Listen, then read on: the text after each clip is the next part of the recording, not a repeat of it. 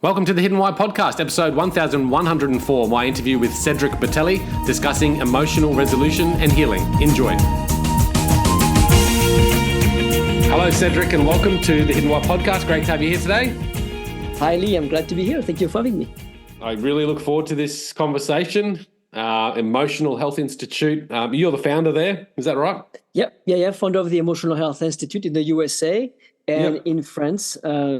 Collaboration with Dr. Jacques Fumex. Mm-hmm. Okay, so you're the founder there at Emotional Health Institute. There is a website, so everyone can jump on there and check out the information that you're sharing as well, which is a great body of work, all about emotional health, I suppose, and helping individuals and professionals around the world resolve their emotional limitations, I suppose you might call them. Demystify this idea of emotions for us, because I know there's many thoughts about it, but I don't know if there's too much clarity about what emotions are and how they actually drive our lives. Thank you for the question, because I think it's one of the main part of our work to kind of vulgarize, demystify emotions. Mm-hmm. So we're not afraid of them, ashamed of them, or guilty of them. So I can explain pretty quickly how the brain constructs emotional pattern. Okay. Few things. First of all, we got to understand that one of the main jobs of the brain is to predict. Well, the brain has many jobs, but one of the main one is to predict. We constantly predict based on past experiences. So to predict, help us That's automate. Right. Constantly predicting. You can see that if you're about to have a cup of coffee, before you even taste the coffee, you know exactly the taste that you're going to have. You're predicting before you're tasting. We constantly predict. That's what keeps us ahead of the game, so to speak. Yes. Yep. That's the first thing. Okay. Number two, we know that at the origin of any debilitating emotional pattern is always the same type of event. It's always an instant of trauma. So in order for us to carry emotions for years, months, etc., at the origin, it's always an instant of trauma. Now, what is a trauma? People talk. It's a big topic. The trauma. Yep. Oh, we've got a bit of a freeze here happening. Physical. Yeah. You just froze there. Oh, sorry, but am I back? I think I'm back. Yes. Yep. So I'm going to repeat that.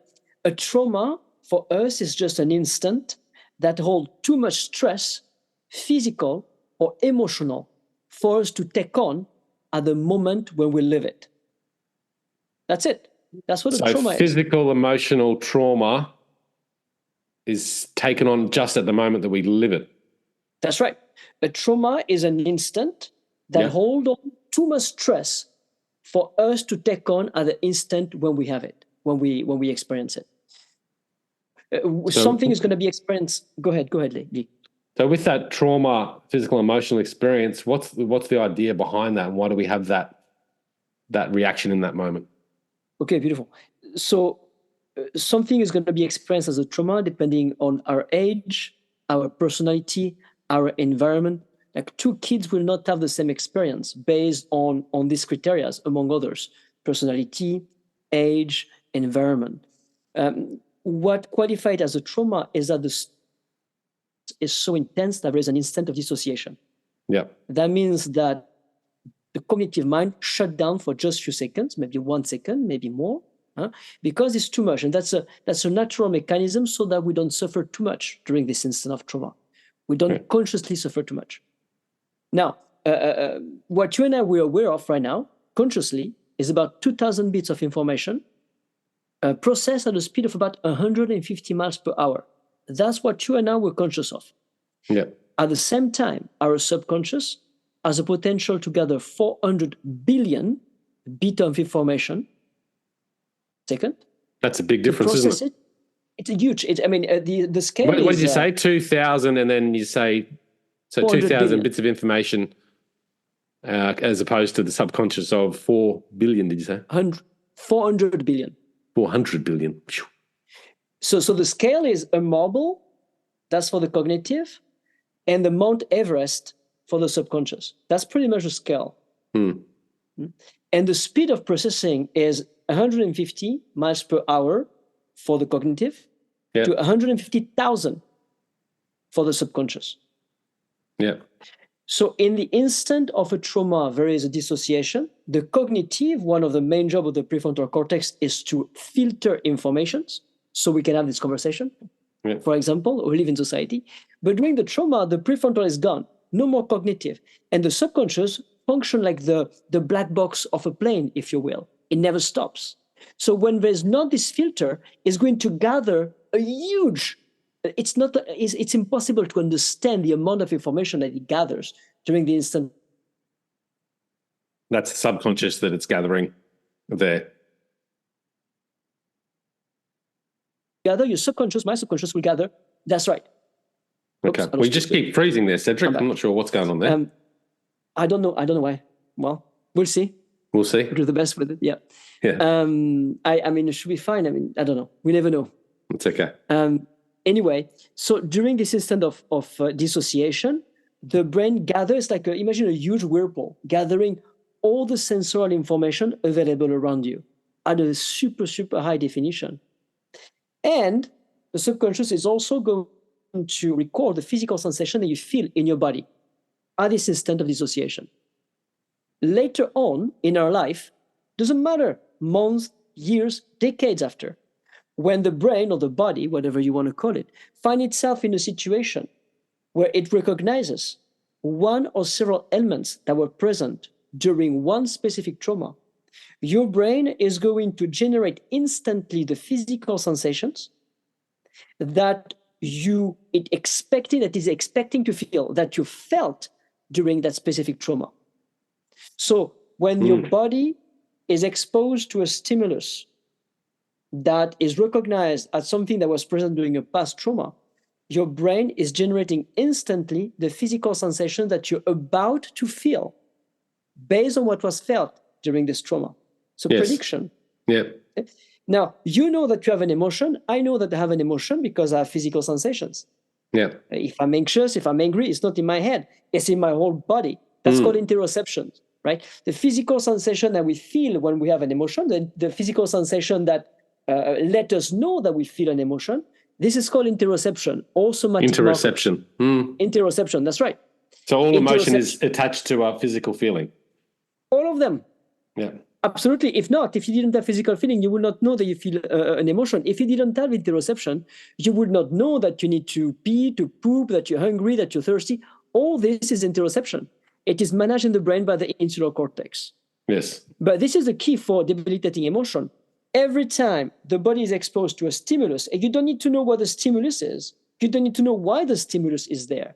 But every time we're exposed to a stimulus, conscious or subconscious, your brain is going to generate this interoceptive prediction. Now, the problem is, as human beings, we control this prediction. Either way, by breathing, stretching, controlling our environment, bottle it down. That's what maintains the loop of the emotion. The fact that we constantly control this interoceptive prediction. Okay, that's a problem that we control it, not a benefit that we can control it. Absolutely. So what we call emotional regulation, what we've been taught by our parents, our educators, our martial, whatever it is, right? Yeah, in sport. That's right. It's maintaining the loop. If we want to resolve, if we want to resolve an emotional difficulty, I mean, it's extremely simple in a way. We have to let this interoceptive prediction plays out until the end without any type of control from us, from a parent, or from a therapist. It is counterintuitive in a way, right? Because the sensations are uncomfortable. That's why we act out of them. Yeah. But that's really the key. So the key is to let the emotions flow. The sensations flow. Oh, the sensations, not the emotions necessarily. That's right. Because if I go to, if you feel angry, right? You're very angry, and so you let it out, as they say, right? You start screaming or beating up a pillow, something like this. You have the impression that you're letting the emotion plays out. Yeah, you're letting the emotion plays out. That's not going to resolve anything. The fact to scream or to punch a pillow or whatever is controlling. You're releasing the tension inside. Yes. No. Yeah. So you want to feel the sensations as they change in your body without interfering or acting with them. When you're feeling angry? What sensations are you feeling in your body? Feeling the sensations, right? Yeah. Feel the tension. I have a weird one with every now and then it happens, and my body gets flushed with this like heat and this not embarrassment, but it's kind of like this really weird sensation. And I get it in a certain situation when there's maybe a handful of people around me and they're all looking at me, and every now and then it just kicks in this physical sensation. Yep. Yeah, it's one of those weird things, but that's something like that, isn't it? Absolutely. Whereas there's obviously some sort of emotional trauma that's been remembered by my subconscious that when a particular situation's triggered it, and it must be a very particular situation because it doesn't happen often. Yeah, it's a very, very interesting thing. At that very instant, your body feels in danger. At that very instant, your body is not, I don't know how old you are, you're in your 40s. At this very instant, your body is generating the physical sensation that you might have felt 40 years ago. Your body is like an amazing time machine. And you're right, there is something in this very specific situation that that trigger this sensorial memory. Yeah. This can be resolved. But then we try and control it anymore. Then we can try and control it. And that's probably what I do. And I don't know how, but I probably just try and bottle it, or try and hide it somehow. I guess that's probably what I do in that particular situation. When you're formulating that emotional, that period, that trauma moment, obviously the consciousness is taking it on, but you're saying the subconscious is also taking a lot on? The subconscious is what takes most of it on. Okay, so we're not just bringing it in consciously and then developing it subconsciously. We're doing it all at the same time. That's right. It's during the instant of dissociation, it's purely sensorial. It is purely sensorial. The brain is taking on all the information in a non-linear, non-logical way. It's what you're tasting, what you're feeling on your skin, the pressure, if somebody's squeezing you, the smell, everything at a super high definition. And, we have labels for emotions, for the big emotions, anxiety, fear, etc. But let's say you and I, we meet for the first time. Yep. And I meet you, and as soon as I come close to you, maybe when we shake hands, wow, I sense tension. I feel tension in my body. Right away, I'm gonna make up a story about you. Right? I'm gonna say, I don't know Bali, I don't like this guy, And it's all based because when I came close to you, I felt tension in my body. Yeah. Now, why did I feel tension in my body? Most of the time, that's nothing to do with you. It may be your smell. Maybe you have the same smell that a kid that bullied me, or maybe it's your shape. Maybe it's the tone of your voice. That becomes a trigger, a stimulus for my body. But it has nothing to do with you as a man, as an entity. Yeah, right. And those tensions. It's a shame, isn't it? Those tensions, absolutely, they cut us from a lot of relationships. Those tensions that are not strong enough to have a label. I'm not afraid of you. That's not strong enough for me to say I'm afraid of you, but I feel uncomfortable next to you. But that's going to shape a lot of the dynamic in my life. And it's all subconscious based, and it doesn't mean anything about you, me, or the relation that we might create. Okay, so you don't really know consciously when that trauma is happening, whether it's, well, would you know what the stimulus is if your subconscious has identified it, not your consciousness? No, and the beauty is you don't need to. As long as you can. Wouldn't make a difference whether it's conscious or subconscious? No. Zero. And a lot of time we spend time trying to know why, when resolving the feeling is actually fast. But as human beings, we love to understand why. It's also a way to control, right? Yeah. If I understand, then I'm in charge of my life. Then there's a control thing. But most of the time, it's necessary. Okay. And I would say, more often than not, people are going to make up a story, right? I see you, I don't know, maybe you're bigger than me, or I'm going to make up a story. Oh, that's because whatever. Most of the time, the story is going to be wrong. Yeah. It doesn't matter. Yeah. Nice. So emotional resolution. How do we start? How do we let ourselves overcome these emotions? What's the framework? I think that the first step is to accept that we feel this emotion, right? A lot of us don't want to accept or shame of some emotion that you have. And that's by itself is a block to healing. So the first thing is to accept any emotion that we feel.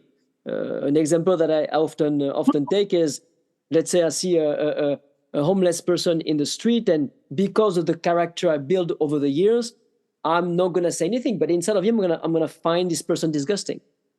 But because of the character that I build, I'm a guy who's open-minded and all that, I'm not gonna show it. I'm not even going to mention it. I'm not gonna look at it because I'm ashamed of my own emotion.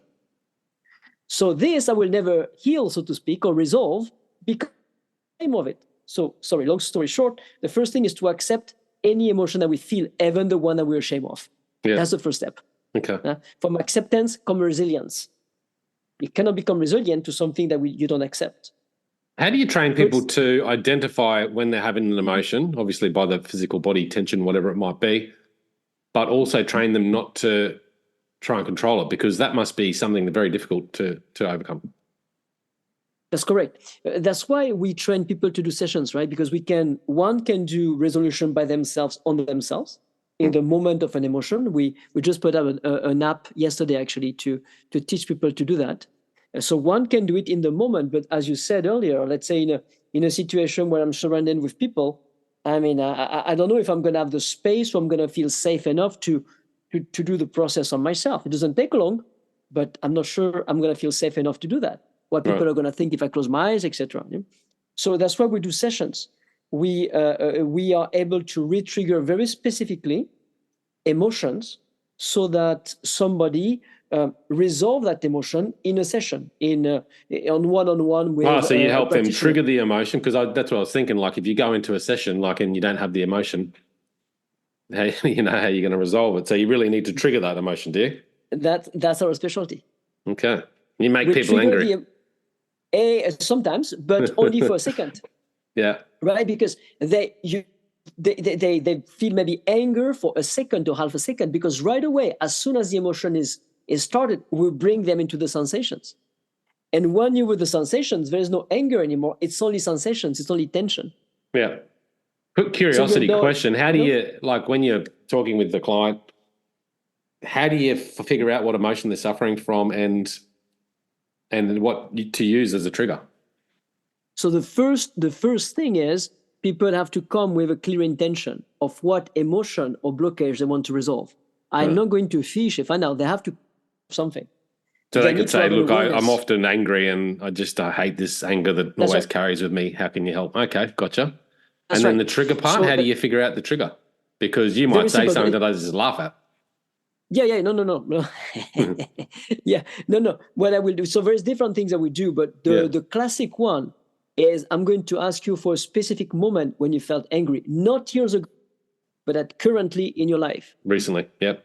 Recently, maybe with your son or something. And we're going to use this specific situation. We're going to trick your brain in a way so that the brain thinks that you're re-experiencing the situation again now. Yeah. And your body is going to automatically generate interoception. Okay. And then our job is going to be for you to feel these sensations and to not act on it, to not try to change it, and for me to be as detached from your experience as possible, not to try to make you feel good or anything like that. And that's the first step. The other step are going to be for me to find questions that will allow me to resolve emotions that you build upon this emotion, right? An example that I often take is this father that comes to see me because he's upset as his kid who is getting very when the kid doesn't do his homework. And we work on that. We work on the anger. But then a question that I might ask is when you see your kid not do his homework or being lazy, if the father used the word lazy, what are you really afraid of? And the father might answer me, well, I'm afraid that he end up like me, getting a job that he doesn't like. And feeling like, boom, there's another emotion coming here. Okay, so the emotion that builds another emotion, right? Oh, that's what we do as human beings. Yeah. We build emotion upon emotion. Other mammals, cows, horses, dogs, they feel an emotion and that's it. Us, we feel an emotion, then we might feel shame about it, guilt, resentment, self-judgment. That's what we do. And this happened in a matter of seconds. I mean, you notice that in your life, right? Maybe you have a reaction and then let's say you're in a setup and you're blushing for some reason, and then you feel bad about it, and then you feel like we create all those emotions constantly upon other emotions. We're complex beings. Yeah, that makes sense. I can think of some examples in my personal life, that's for sure. we can all do, right? I mean, if you're being honest, I mean. So when we accept the emotion, you talk about letting it go. What did you call? What's the word? The where it comes into body. Interoception. Interoception. Thank you. So the interoception, and then you talk about letting that go through you. What is that? What are we doing there? And what sort of timeframes? Because I can't imagine it being a long process. So it's never long. It's never longer than 90 seconds. Okay. An emotion, like a pure emotion, just let me be precise. The interoceptive prediction, which is by you and me as an emotion, never lasts longer than 90 seconds. Between 2 and 90 seconds, never more. It only lasts longer if I try to control, or if another emotion keeps on coming, what we just talked about, guilt, shame, and then you're going to feel a whole bunch of stuff. But actually in the brain, you cannot feel several emotions at once. It's impossible. Mm-hmm. You can feel emotions coming extremely quickly one after another, but you don't feel emotion at once. So it's possible that within a time frame of like 2 minutes, there are several emotions coming up. Yeah. But I forgot your question. But that's so one trigger to obviously start that emotion, then you can have multiple emotions. But the last 90 seconds, just to, I guess, explain to me how that feels. Like, I mean, I'm just trying to think of an emotion now. Is it intense? I guess it's varying for people in different states. It's varying for people in different states. It's going to be tension in the body, sensations in the body. Maybe the heart beating strongly, a knot in the throat, tension in the head, in the shoulders, nausea. You're going to feel sensations, physical sensations. Usually you're not consciously aware of them. But here you're going to be aware of them because that's going to be your job. We're together. Now you ask me, what do I do with them? What you do is you feel them. Now, when I mean that feeling is an intense action. If you don't consciously feel, your mind is going to go somewhere else. You're going to think about something else that's going to trigger another emotion. And then you're going nowhere fast. Yeah. Feeling with intensity. Yeah. And that's an action. That's the only action you got to do, is to feel without acting. And it's not easy. I can't imagine it being easy. Yeah. Because I imagine we're preconditioned to really try and control it, so we don't feel it. So you don't feel it. Exactly. So you got to feel it. That's the art of EmRes. You've got to feel it. I often compare this work as the hero journey, We spend our life either way avoiding our emotion, escaping them, or from them, or fighting them. That's maybe anger, or tries to seduce them.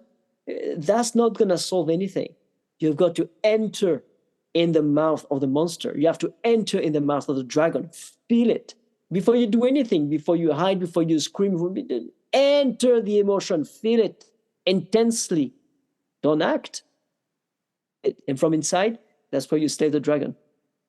So do you close your eyes and just like in a meditation, sort of just be with it mindfully? So you can say that. So a couple of things. Yes, you close your eyes, and you close your eyes not because it looks good, but you close your eyes because you need to be able to close your eyes without wanting to open them.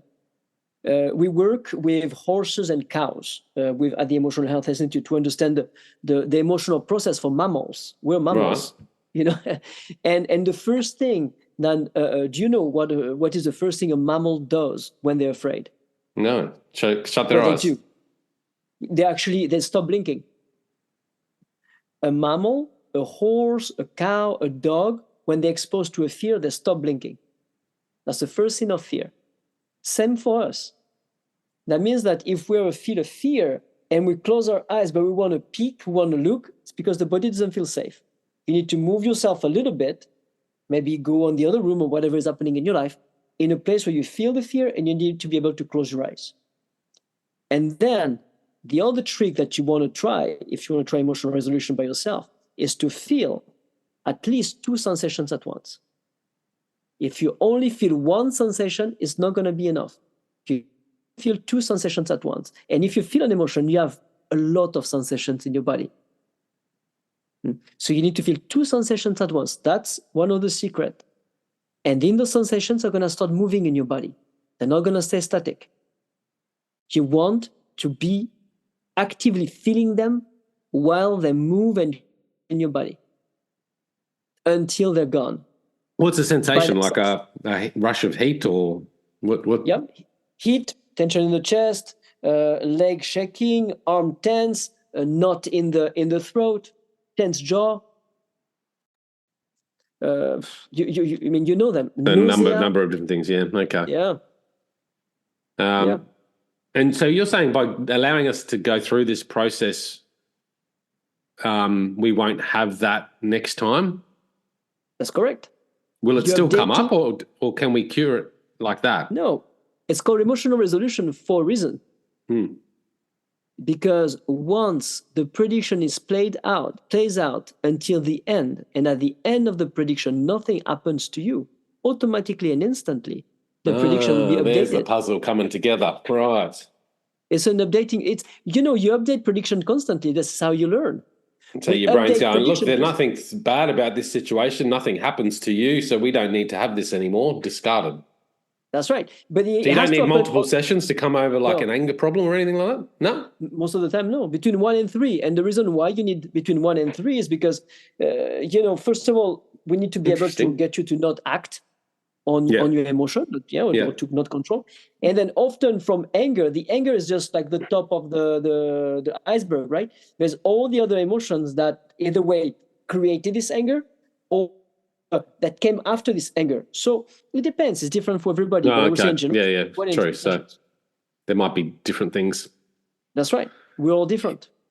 Right. Okay. Yeah. So it could be a number of things that you have to sort of deal with and feel. Interesting.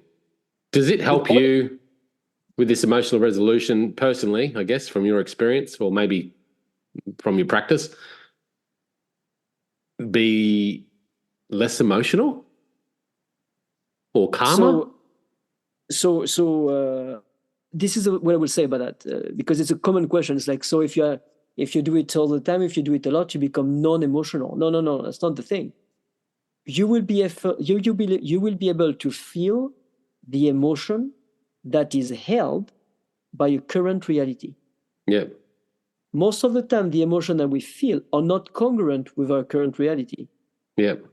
Now, if you do EmRes, what you will feel is the raw emotion held by what you're experiencing now in your life.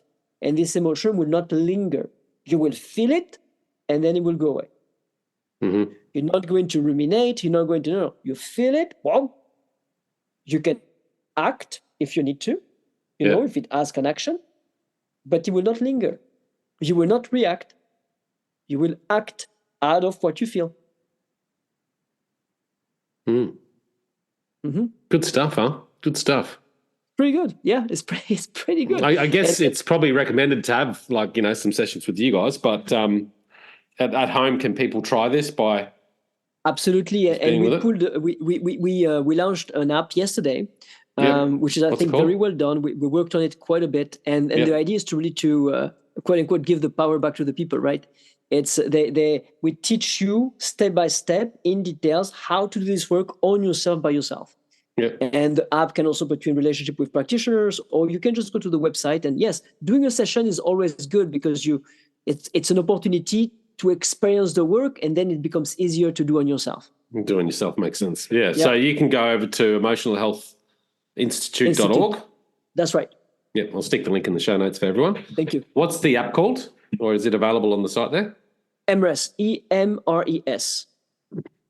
EmRes, for emotional resolution. That's the name of the work. EmRes. Yeah. And is that available on your site to download, or do you just go to App Store? Or No, App Store or Google Play. Or Google Play. Okay, cool. Yep. So a couple of links there, guys. I'll stick in the show notes for you.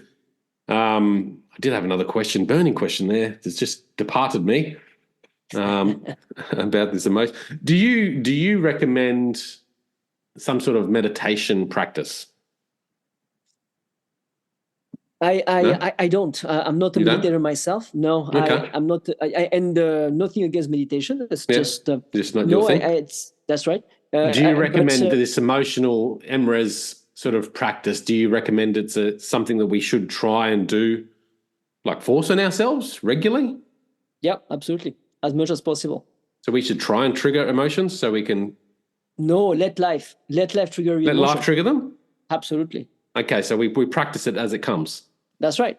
We don't dedicate like meditation where you sort of sit down 15 minutes in the morning. No, okay. So you can do that. You can learn how to re-trigger an emotion for yourself. And then if you're super dedicated, you on every morning for 15 minutes and re-trigger emotion and resolve them. I taught that to a lot of people. And I would say that 80% of the people that I teach it don't do it. They don't sit down in the morning to re-trigger emotion to resolve them. They can do it. They know how to do it. I can't imagine they don't do it. Really something to look forward to anyway, maybe. They just don't. So, it's better to let the emotion arise by life and take care of it in the moment. Yeah. I love it. Well, thanks for your work, Cedric Bertelli. I've got that pronunciation right, I hope. Bertelli. Yeah, you do. And links in the show notes, guys, so check it out there. Cedric, thank you for coming on. Any final words? My pleasure, Lee. No, just go to the emotionalhealthinstitute.org. If you have any questions, contact us. And thank you very much for having me. I appreciate it. Thank you so much for sharing, guys. Check it out at thehiddenwhy.com. Until next time, peace, passion, and purpose. See you soon. Thanks, guys, for listening to this episode. I hope you enjoyed what you heard. I hope you love what you're hearing. If you like this episode, guys, or any of the episodes that you're listening to here at The Hidden Why, please do me a favor by sharing it. You can share it with your families. You can share it with your loved ones. You can do that by using your favorite social media channels, using the icons on the platform that you're listening to The Hidden Why podcast. Also, guys, if you're a fan of the show, please connect with me. Connect with me at thehiddenwhy.com. I love to hear from you. I love to converse with the people that listen to this show to find out what they enjoy, what they don't enjoy, and perhaps if they have any questions or feedback for the show as well. You can stay up to date with all that I'm releasing here, guys. I do a solo show every Monday, a 3-minute thought every Thursday. I do 2 interviews a week on a Wednesday and a Saturday, and a book review every Friday. You can stay up to date with all that by subscribing to my newsletter at thehiddenwhy.com. Just enter your email address there, and also subscribing to the podcast on the platform that you choose to listen to your podcast. You can also support the show, guys, by using the Amazon links at thehiddenwhy.com. So if you like books, you can get all the books that I review there, and anything else really that you like to purchase through Amazon. So use that link, it helps support the show. And we've also got a deal with Audible, guys. Audible is a fantastic way to listen to all your favorite books. We've got a deal with them so you can get 2 free books when you subscribe subscribe to a 30-day free trial. So check that out again at thehiddenwhy.com. Guys, that's it from me. You know what to do. Go out there, breathe more passion into every single moment. Do everything with greater purpose, and in doing so you will discover your hidden why. This is The Hidden Why. My name's Lee Martinuzzi. Until next time, peace, passion, and purpose. See you soon.